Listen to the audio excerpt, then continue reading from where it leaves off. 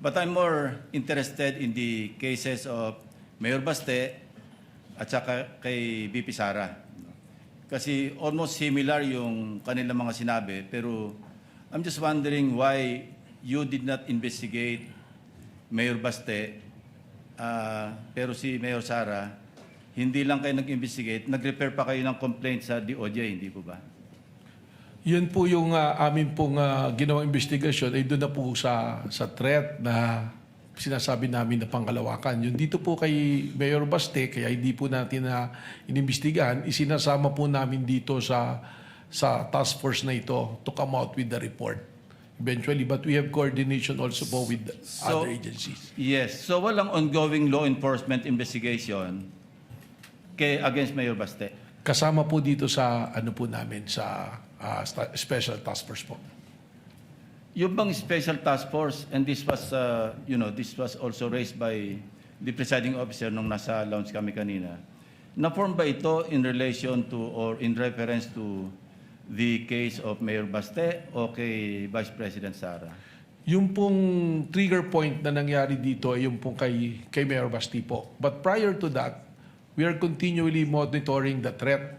Kasama po sa aming pag-uusap yan. In fact, yung pong aming reporting ng records as early as nung nag-assume po ako ng February, mga first week pa lang po ng March, kasama na po sa reporting yung mga threat assessment.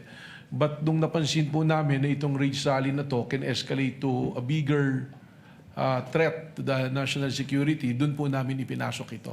So mas ang ginamit nyo yung kay Mayor Baste as an open source kesa sa mag-file kayo ng criminal complaint against Mayor Baste? Ganun po yung naging process namin dito. But eventually, we have an agreement within us that if we can establish that the elements for grave threat will be there, we will be contemplating also on filing a grave threat and inciting to sedition as well. Pero halos pareho eh. Kaya iniisip ko, baka meron double standard. Bakit kayo nag-focus kay Vice President pero hindi nyo in-apply kay Mayor Baste? Halos pareho sinabi nila eh, na maliwanag naman, bukod doon sa January 2026, na ulit pa ng April 12, di ba?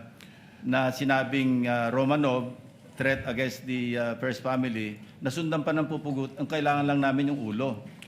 So, pero kay Vice President, halos ganun din eh. Pero bakit inimbestigahan nyo kay Vice President Sara at na-refer nyo na sa DOJ for PI, pero yung kay Mayor Baste, parang unlevel, nasa law enforcement investigation pa rin?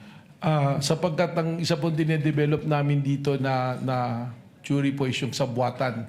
And alam po natin, if we go to court using the theory of conspiracy, medyo mas mahirap po na ipasok na kaso. Kaya it taking much time to develop the case po. May request po.